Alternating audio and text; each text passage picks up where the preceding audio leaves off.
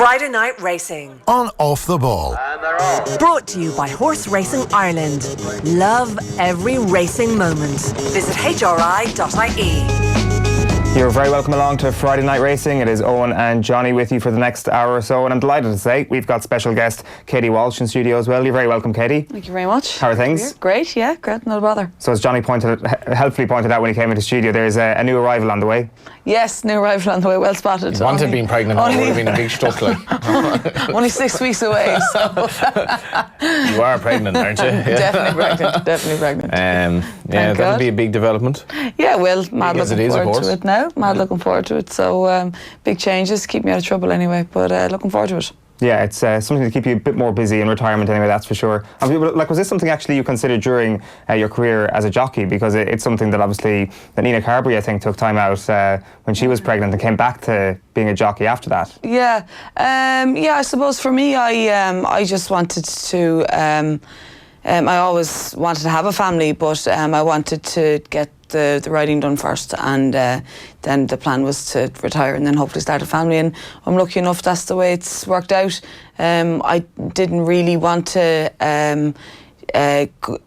start a family and then go back race riding. That's just not the way it worked out for me.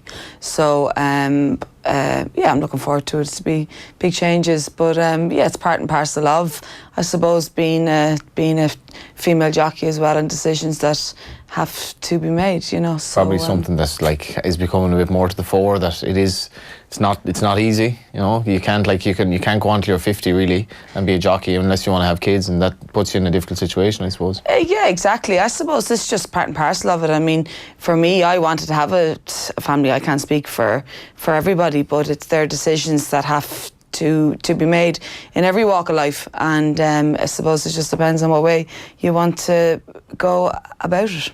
It's not exactly something that, if you did decide that it completely ends your career either. As I said, Nina came back and did pretty well after she returned as well. Like, so it's not either or at the same time. Yeah, but it's different, and it's different. I suppose I would imagine, and I'm sure Nina would say the same. It's a different responsibility then as well, because it's not just you, and that's something that has to be. I'm sure played in the back of Nina's mind as well. You know, definitely when she came back after having Rosie, she definitely, she rode obviously on the fringe and a couple of those good horses over fences, but she definitely was careful about what she picked and what she rode over fences. Right. And why was that? I'd say it's a big responsibility. She had a big responsibility at home. She had a little person depending on her now, and she just, I suppose it's natural feeling, I suppose, of a female and of a woman and of Nina, and I would feel the same way, but I'm sure we can't speak for everybody, but I'm sure there's women that wouldn't bother them at all, but I definitely know from Nina's point of view, and for mine, that's why I wanted to maybe retire and then maybe start a family. I know accidents can happen anywhere, but it's different, I suppose. It's different when you become a mother, for us anyway. Yeah, that's very interesting. I didn't even think of it like that, because it doesn't matter. It's not about motherhood. It's about being a parent in general, really, at that point where you have something far more important in your life, and the huge dangers that come with the sport become far more acute. Yeah, exactly. And there is dangers with it. There's dangers in every walk of life, but definitely I think you have a bigger responsibility, and it's not just you anymore. And I suppose that's what it comes down to at the end of the day. So what are you doing day to day these days? You're working in your father's yard. I think you're just back from Doncaster as well. Yeah. At a sale over there at Goffs. Yeah, just back from the sales yesterday morning. That all starts now. France was on a couple of weeks ago in Deauville in Arcana, and then the next one was Doncaster, and then obviously Keeneland will start up along with Fairy House is on in 2 weeks' time, and then Goffs, Orby, and then you go straight into Newmarket then. So I buy and sell breeze up horses. I buy yearlings to pinhook them to sell them back as breeze up horses next March, April, May. It's something that my father would have done before me. It's something that I kind of have been doing for the last good few years now. It's on the side from race riding as well. It was something that I wanted to get into as well. So I've been lucky enough that it's built up over the years. Done and all it's right. something I enjoy. Yeah, done well. Some good years, some bad years. What's the but secret? You'll have that. There's no secret. Good horses. Good horses. You obviously you have to buy low, sell high. So how do you That's manage the in plan, your budget? but Like that's not always the way it works out, Johnny. Do you know? And you have to be lucky enough to be very careful. It's very. I suppose when you're spending your own money, it's that's a big responsibility as well. And it's not only your money now, it's the family's money. Yeah, like, that's it, exactly. And I suppose everyone can make mistakes, but when you get hit hard, it's hard to get stuck back in the next year and go again. But that's really and truly what you have to do. You have to get stuck back in and go again. You can't skip a year. That's the year you have must to. Must be a good buzz out of in. it though as well. There is a great buzz out of it. Financially, it can be a great help. It's obviously run through the business at home. I'm based at home every day with Dad, and the office is Jennifer and Mam, and it wouldn't happen without them. I'm certainly no good in an office. That's a well-known fact. I can barely send an email. So myself and Dad are outside in the yard, and the two girls do the office, which is a huge help. And it's a family-run business, and it's something that we really enjoy. And it's been lucky for us over the years. Some, as I say, some good years, some bad years. But you just have to get stuck in and roll the dice again. And that eye that you have to perhaps turn over a profit, is that something that you can teach? Is it something that just being around horses for your entire life, it builds up that expertise over time? Yeah, I think you probably learn from mistakes as well. And, I've made plenty of mistakes, and it's interesting because often, I'm 34 now, and often I will buy a horse and send it home. I was going to ask you, I was like, please say your age, please say your age. What age do you retire? So often I'll buy one and it'll go home, but I'll still be waiting for the phone call to come from Dad to say whether he approves or whether he doesn't. And obviously he's not too shy with his information. But would you have the same, like, would you generally strike a chord in that, like? Oh, we would, yeah, definitely. We would definitely be going along the same hymn sheet. We must be. I've been working in the yard with Dad since I left school, so I've been there a long time. So everything that I've learned from him. So obviously there's sometimes there that we mightn't agree on things, whether it be to do with race horses or breeds of horses. But generally, it's we're both singing off the same hymn sheet anyway. He's from a different era, but a horse is a horse now. So you see the new pedigrees coming through, the new stallions and all that. Is his way of looking at a horse any different to yours? No, I would say that would be very much alike. I wouldn't be. There's some people who are very good. I'm sure, like you'd be very good at reading the form. Do you know what I mean? Whereas I wouldn't be great at reading the form, to be honest with you. But I'd like to know what was a good race and what was a bad race. For me, the pedigrees, I would have to work hard at the pedigrees. Like obviously that real good pedigree that's very good will jump out at you all day long. You don't need to be a MacGyver to figure it out. But there is some people who have a real natural gift and they've worked hard of it, and it's something that it just comes naturally. Jane Mangan, obviously, she's unbelievable. Like she can really see the pedigree. She's looking at them all day, visualize it. Yeah. Whereas I'd be more kind of focusing the individual, like that. The individual, and sire obviously is hugely important. And confirmation wise, that would be and something I suppose that I can maybe see it a twist in, because you have one now, say, but I mean it goes back in 6 or 7 months' time. You'll be hoping he'll be bigger and stronger, and obviously he'll have to tick all the right boxes when he goes back, but you'll hope he'll improve and he won't go backwards on you. Yeah, that's very interesting when you talk about people who may be able to identify very good pedigree. Like, what is it about those people? How do they differ from you? Is it just a different way of looking at the game, or how is it? No, I just mean as in, like, they're looking at pedigrees their whole lives and reading catalogues their whole lives, and I'm sure if I they can memorise as well. I think they can well, conceptualise. They know what works well with what, and they know what crosses work well with different things. Whereas but I mean, obviously we all know that that can all be lovely as well. But if the individual isn't good enough and the horse isn't good enough, usually it's not good enough, regardless of pedigree. It's like humans. Yeah, for sure. On a day-to-day basis then, when you are actually in the yard, what are you doing? You say you don't like to be in an office, you like to be out on your feet all the time. What is your day-to-day role? Yeah, so basically I will go to the yard every morning, and I'll have a chat with Dad every morning, buy the racing post, give it to him, have a chat, we'll do the board, and we'll go from there. We all will tack up first lot and we'll muck out, and then the lots will go from there. Then the race horses will all get done first, and and then when all the race horses are done, then we move out. Everyone goes for a cup of tea. We've got great staff, thank God. We're very lucky, blessed. It hasn't been easy staff-wise with the racing industry and stud industry, and everyone sings it off the same hymn sheet. So then after a cup of tea, then we'll all get stuck into the breezers then. I mean, this is probably the longest and hardest time, because they all have to get, obviously, broken and long-reined and driven, which is very time-consuming, and you need good people on the ground that are able to do that.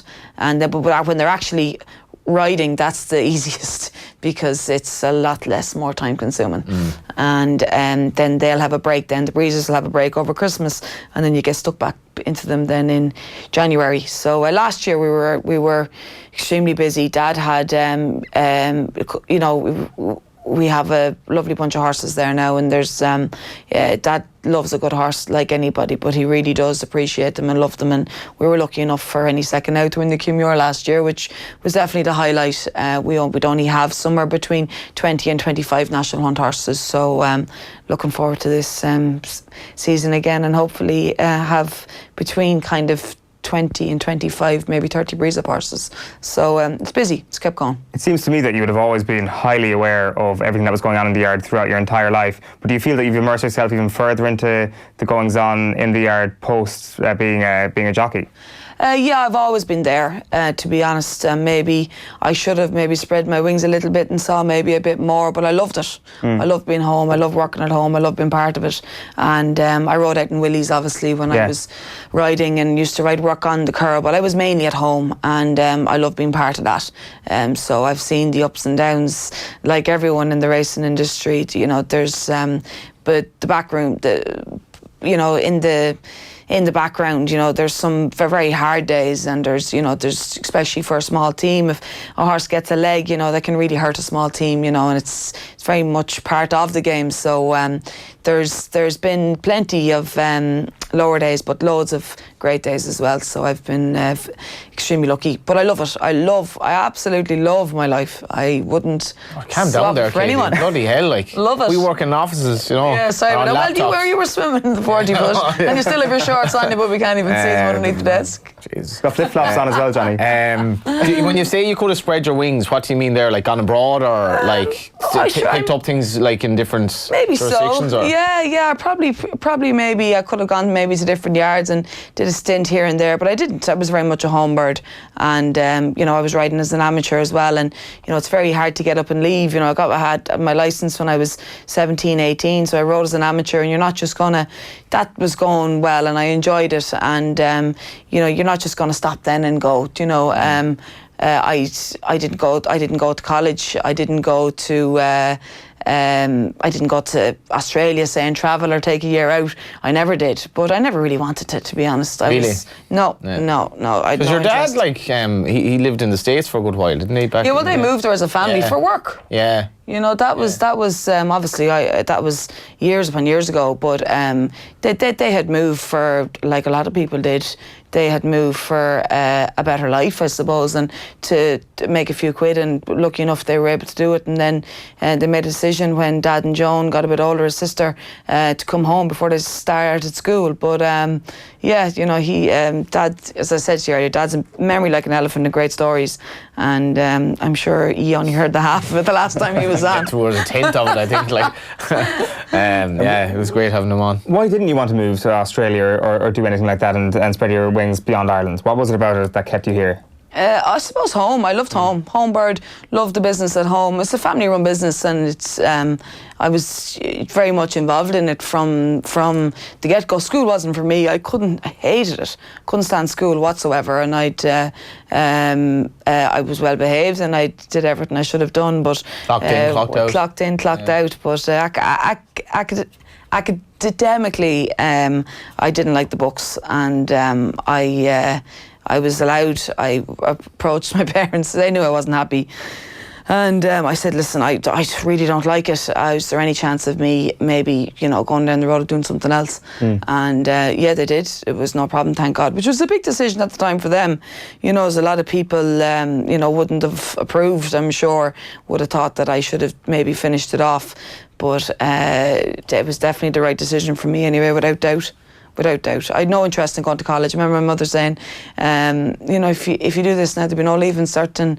There, you know, you won't be able to maybe go away and go to college, and it didn't bother me at all. So I ended up doing a computer course, and So you still can't send an email. Yeah. But I was able to ride horses, Johnny. So that was a help. You looked a lot like your dad there when you looked at it. It's like, oh God, get that look. You had a great career as well when you think about it. Did you ever think of turning pro? No, never. I had the best of all worlds. I loved being amateur, and I had great days, great opportunities, obviously, with Dad, and rode my first winter on a horse called Hannon in Gorham Park, and then kind of went from there. I got my licence for a bit of fun, to be honest, to ride in a few ladies' races, but kind of went from there. Then I ended up riding one for Willie, a mare called Evoca Mist. He rang me to ride one in Thurles in a ladies' race, and she won. She skated in, and she went on a couple of weeks later, and she won our winner's bumper at the Easter Festival in Fairy House, and then he let me ride her then in Aintree a couple of weeks after that in the mare's bumper, which was huge. I was still claiming 7, you know, and that kind of really got the ball rolling from there. That was a great experience. It was the same year actually that Hedge Hunter won the national at Ruby. I remember Paddy saying, I thought he was an even money shot, he just had to get around, and he was that confident because he rode him differently to the year before when David Casey rode him and bolted up. How would you describe Willie? A gent. Yeah. And absolutely, he's a gent. Nothing but ultimate praise for Willie. Great man to ride for. Gent. You know, never. Always kind of, if you really wanted to do something, there wasn't a problem, and other than that, you never really opened your mouth too much, and just you did what you were told and keep your head down. But he's loyal as well, though, isn't he? Oh, so loyal. Over the years, like there's no one like him. There's no one like him. Has your back.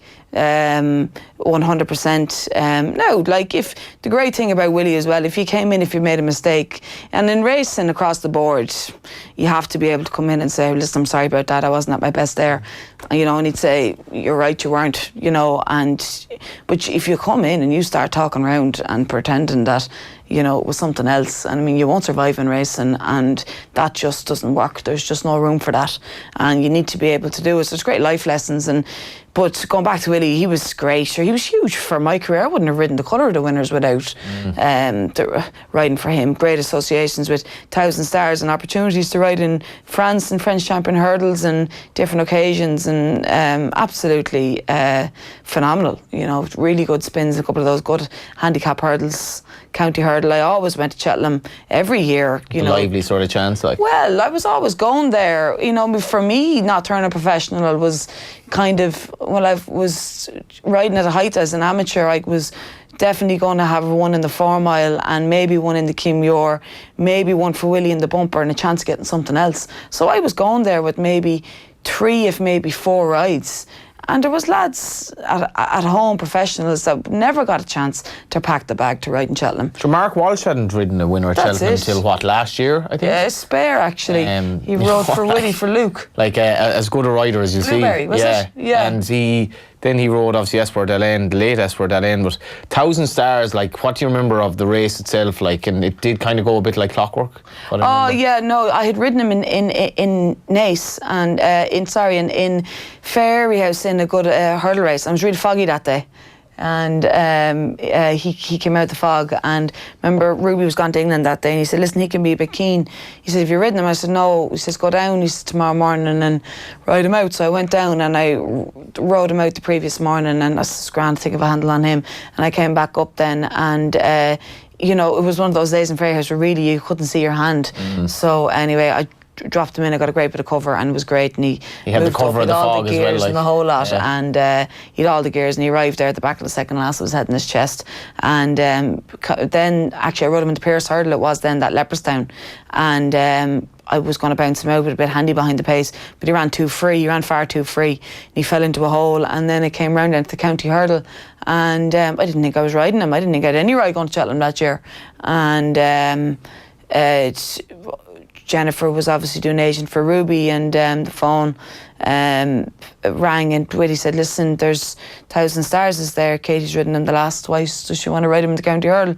Jen said, yeah, absolutely. And so then I said I'd maybe ride him the same way I rode him in Ferry House. Yeah. So came in to get the saddle, and he took the saddle and he said, well, and I said, I might ride him the same way I rode him back in. I won't ride him as handy. I said he was too keen the last day. Yeah, whatever you think. And it didn't drop him in. I was second or third last every step of the way. But sure, he went on to. Do you know what I mean? He was a graded horse, you know, running in handicap companies. So he was hacking top of the hill. He was hacking. He got all the runs and the splits, and it was a huge run from the second last to the last hurdle in the county hurdle. It's about 3 furlongs. And I'd walked the track a couple of times, and I knew exactly, and it all just worked out. And especially when you're riding a horse that, as I said, went on to win a couple of grade ones, you know, in handicap company. He arrived there with his head in his chest. It was proud day for your dad. It was a great year. Yeah, it was my second winner in Cheltenham, and I'd only ridden one 2 days previous.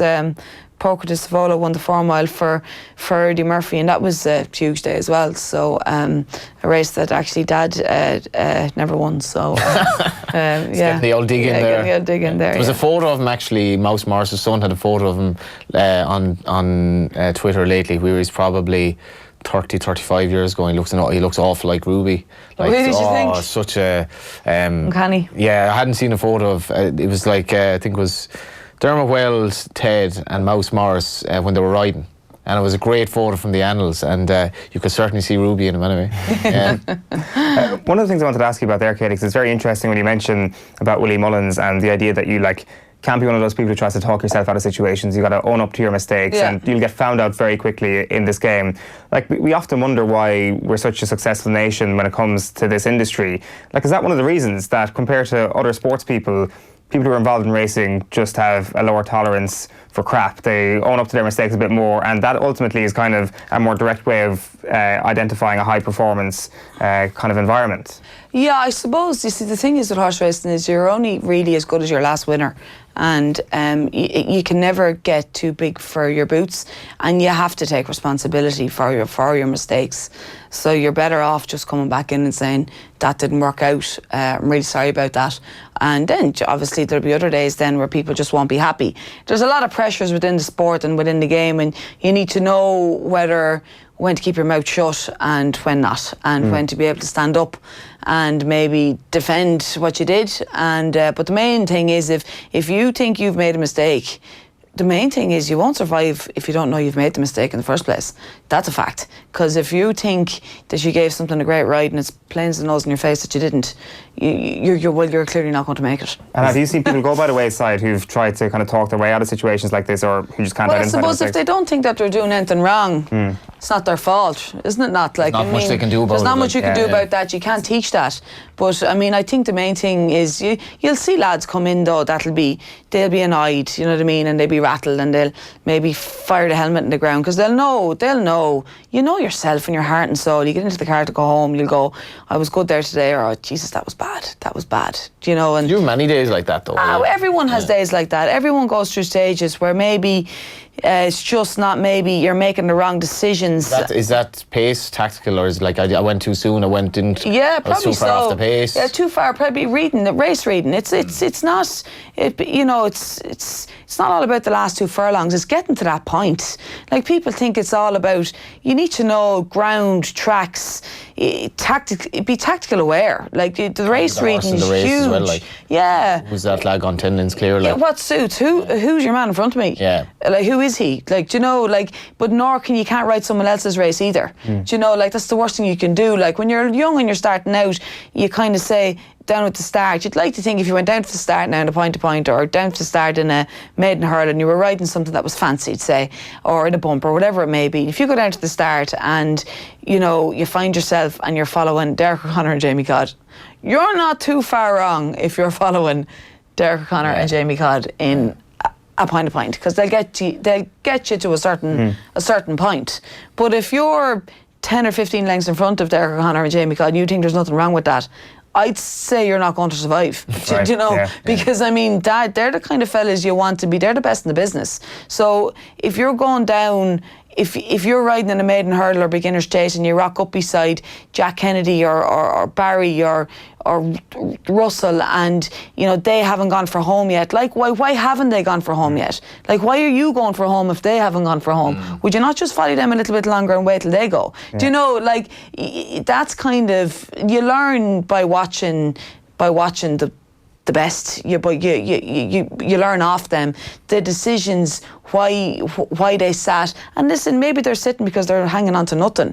You know what I mean? But there's a lot to be learned by watching the best in the business as well. Yeah, for sure. You are watching Friday Night Racing here on Off the Ball, brought to you by Horse Racing Ireland. Love every racing moment. Visit hri.ie or follow the new Twitter account at HRI Racing, #every racing moment.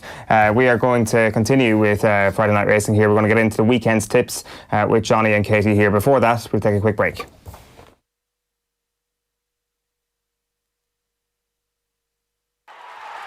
Join Bruce Betting now for a risk-free first bet up to €100. That's right. New Irish accounts can enjoy a risk-free first bet up to €100. So if your first bet loses, we'll refund your stake with a free bet. Now that's giving you more. Bruce Betting. In store, online, and now on your phone. T's and C's apply. Please gamble responsibly. See dunlewy.net. You're welcome back to Friday Night Racing, which is brought to you by Horse Racing Ireland. We're going to get into the weekend's tips in just a moment. We're looking at Sandown and we're looking at Cork with Johnny. Just to tell you, the Tote Irish Injured Jockeys Fund roared past the 7,000 mark as Josephina ran out a ready winner, I think, Johnny, last weekend in Kilbeggan. The pot now stands at an impressive 7,269. This is my first time doing Friday Night Racing and I didn't realise that it was... You've done unbelievably well, considering you haven't a clue what you're talking about. And I've been getting away with it for years, but... I did not realise that you had this much of a clue, to be quite honest with you, Johnny. You're doing really well. The Irish action this weekend will come from Down Royal. In for you, of course. Tomorrow, Down Royal tomorrow, while Cork is the port of call for Sunday. Across the channel, the Beverley Bullet from, surprisingly enough, Beverley, and the Solario Stakes from Sandown, which we'll get into in just a moment, are the highlights on a busy Saturday afternoon. So your tip is Spruce Meadows at 4 o'clock in Down Royal tomorrow? Yeah, it's great to get in all seriousness, it's great to get the fund up to over $7,000 because it does great work, the injured jockeys, and what they have to go through, when they are injured. It's the only sport where an ambulance follows you around in your daily job, and it is good to get up. We've had a good run lately. I watched Josephina win at the K Club at a wedding. Robert Pollock, ex of Labrooks, a good friend of mine, got married on Saturday, and watched it with a few of his cousins on the phone, and it was lovely to watch because it was poetry in motion. Tony Mullins is horse in great form at the moment. One of the great characters in racing. Flying, yeah. Actually I met the owner of the horse down in the stable yard in the car park after Kilbeggan on Friday. He was happy out. He was absolutely delighted with himself. I think he bred the mare as well. So, so that wasn't a great race. Like, she'd won a Tramore and she looked like she was ordinary enough, but she won a Tramore nicely and she won a Kilbeggan. And even though it's an ordinary race, you bred that horse and you won that race, Kilbeggan. It's Kerry beating Dublin for that owner. And I think racing it extends these opportunities of happiness that are kind of rare in life. And he was probably on cloud 9, Oh, he was absolutely delighted with himself. I said, what time are you heading home? And he said, we'll give her a bit of grass here now, we'll give her a while and we'll load her up. His weekend was made anyway. Yeah. So that was Josephina. Spruce Meadows, 4 o'clock at Down Royal, trained by John Fean. He hasn't actually had a winner since early July, but his horses are running fine. He's a trainer, very enigmatic character. If you own a horse with him, it'd be hard to reach him on the phone. Maybe there's nothing wrong with that, but he's his own man. I think he's a brilliant trainer. I think Spruce Meadows is a huge chance. I should say as well, Tote customers can enjoy free racecourse tickets to selected meetings throughout the year. See thetote.com for more details on that one. Got a couple of races you want to look at. We'll start with the Solario Stakes, as you mentioned. Tomorrow at 3:35 at Sandown. The ground is still good to firm, and this is going to be an intriguing race in terms of, I suppose, the good horses for next year. Some very nice horses in it. Positive is possibly going to go off favourite. I'm going to take Positive on with Al Suhail, the Dubawi horse, very well bred horse of Charlie Appleby's for Godolphin, and it's going to be an intriguing race, I think, in terms of maybe a horse emerging for. We've had some really good, nice 2-year-olds already this year. And it'll be interesting to see if Also Hill can build on what he's shown so far. It's a too darn hot one, this race last year. Yeah. He's going to be an interesting stallion prospect, actually, isn't he? Yeah, definitely. You know, he definitely runs with his heart in his sleeve. You know what I mean? And he's quick. He's very quick. You know, so it'll be interesting to see. It's a long process, that stallion route, but you know, time will tell. Both them by Dubawi as well, so maybe it'll be history repeating itself. So have you got a tip in this one, or did I just miss it? Yeah, I'll go with Also Hill, yeah. Good stuff. So that's tomorrow at 3:35 at Sandown. We're going to look at Sunday, the 3:20 at Cork. The new racetrack you were saying, Johnny, is worth mentioning. It'd be interesting to get Katie's view on this. There was no straight 7 furlong track in Ireland up until Cork, which came in very recently, and it just gives it an extra dimension that you've no bend, so you've essentially no real excuses. If you've a 7 furlong horse who's working well, he should be good enough to win over 7 furlongs in a straight track, presuming the ground is the same at the rail as it is the other rail. Yeah, you know, definitely. This is a conversation we always have at home, and you know, definitely they go faster over a straight 7. Why? Because it's what happens when they go, say, 7 around Naas, is they'll go certain gallop until they get as far as the bend, and then they'll pick up as soon as they turn in. Yeah. And when you book out and go over 7, you really have to stay over 7, and you really have to stay the trip, because they'll go a real good gallop from the get-go. Usually something will break and go, and because it's straight, it lures you in, it drags you, because there's no bend, there's no one saying wait now until you turn in and then pull out and folly such and such.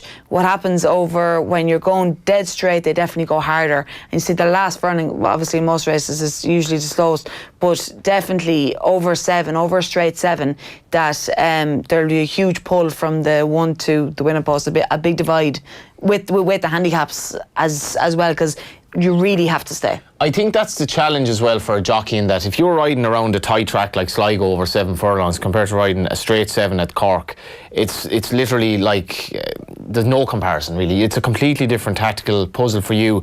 You're running straight into open air. You've very little cover probably, because you could have 10 horses in a line basically. Some will duck in for cover, but if you go out in front at Sligo, you have the rail and you can kind of start steadying up, because they're all disadvantaged in behind, because they've no room to go around you for one thing. If they want to go around you, they have to go very wide and they're forfeiting ground. So there's all these tactical kind of nuances of it. Well, like as you were mentioning earlier on, Katie, about following an experienced jockey, like that is one way of helping kind of know what pace you should be riding at. Like, is that similar if you're riding on a track that has a big turn like that?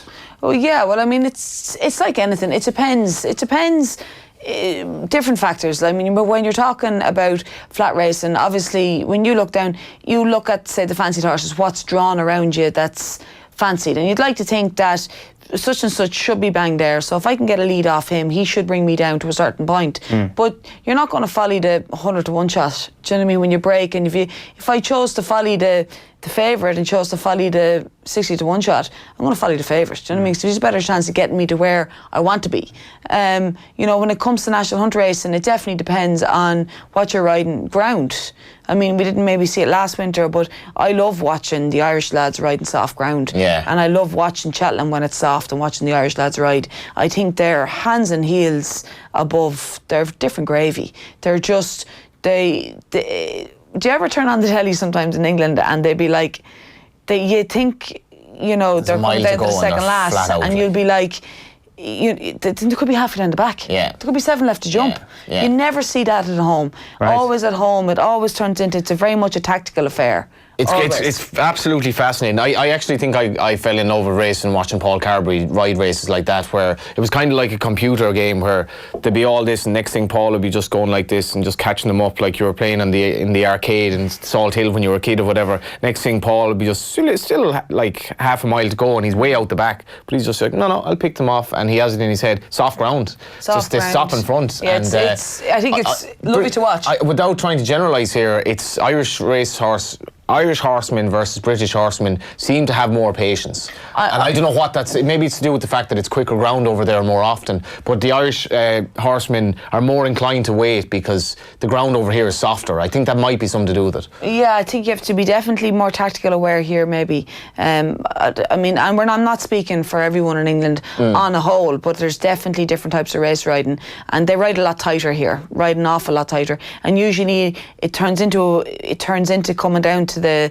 there'd be a bunch there in Navan and those really good maiden hurdles. Like, you'll see them. There'll be a certain set of bunches. There'll be horses that aren't good enough. Then there'll be the good horses. But the tactical, the cutting off and the following and the watching and the getting the run from the second last down to the last. I think it's.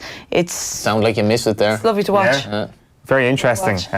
So this race at 3:20 on Sunday. It's a 40 grand EBF Premier Nursery. I should mention as well, in the 420, a horse by the name of Conversing for Dennis Hogan. I think what Katie said there about the straights 7 will totally suit this horse down to the ground.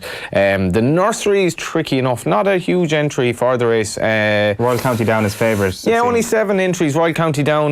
There's one of 2 horses by Glen Eagles here. He's a first season stallion. I'm sure you're a fan of. Yeah, sure, God, he's been absolutely super. I'd love to get my hands on Slightly one. out of your price range, maybe? Probably so, but you never know. You never know. Silence Please just might have the measure of Royal County Down. She's only a filly, but she was good first time out. Jessie seems to have an unbelievable amount of fillies, and I think Glen Eagles could be a very, very good stallion, and it could be between the pair, actually. Ross has a runner in that race, actually, an Epaulet filly.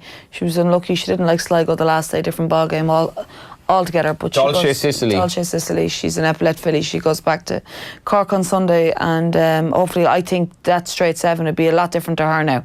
She'd way prefer that to Sligo the last Nathan day. Cross claimed 5 as well. Nathan I had Cross a bottle of shared a bottle of red wine at a restaurant last night in Italian. Thought it was absolutely delicious. Asked him where it was. Sicily. So I thought you were going to tell me I shared a bottle of red wine with Ross last night. I was like, that would have been a bit bogey now.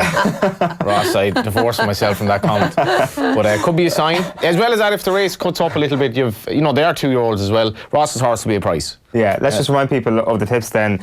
So tomorrow at 3:35 at Sandown, the Solario Stakes, you're going for Elsie Hyle at 2-1. Silence Please is a 4-1 shot in that race at Cork at 3:20, and then a charity bet. Yeah, the charity bet is Spruce Meadows at Down Royal. 12-1, I think. I don't think he'll be that now. If John Feen's horses wouldn't normally be missed, and he was unlucky at Leopardstown last time, you might get 7 or 8-1. I think he's a very good each way chance. Good stuff.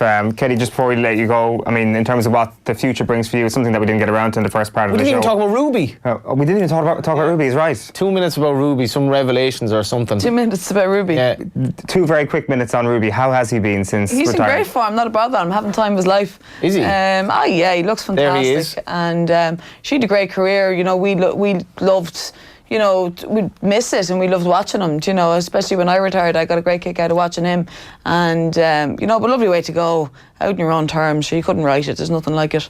And he did go out on the right terms, didn't he? When you were there, it was like, if you were racing that day, it was kind of like I was there, and the lads who were humming and hawing about going and didn't go, you could kind of say to them, you probably should have gone racing Rubies after retiring there. He just did it in the parade ring. And it was really one of these rare racing days. He was like, I was there. I remember him coming into the parade ring afterwards and telling them, yeah, that's me, I'm done. Yeah, and it's a lovely way to go out on your own terms, because you did similar, didn't you? A lot of people. Yeah, you went out on the winner as well. Yeah. Also planned, you kind of did the same thing as Ruby, waiting for that winner eventually. Yeah, I didn't think it'd be Punchestown though. He had a great chance of riding the winner in Punchestown, I didn't. So it was an extra bonus for me, thank God. Katie, thanks a million for joining us on Friday Night Racing today. Johnny, best of luck on Sunday to the Kingdom. Thank you very much. Yeah. Very nervous. I'll be putting money on all your horses here to try and kind of ease the pain that Kerry will inevitably bring me on Sunday. So downplaying my chances, Johnny, but thanks a million for joining us. Friday Night Racing and Off the Ball is brought to you by Horse Racing Ireland. Love every racing moment. Visit hri.ie. Chat to you next week. Friday Night Racing on Off the Ball. Brought to you by Horse Racing Ireland. Love every racing moment. Visit hri.ie.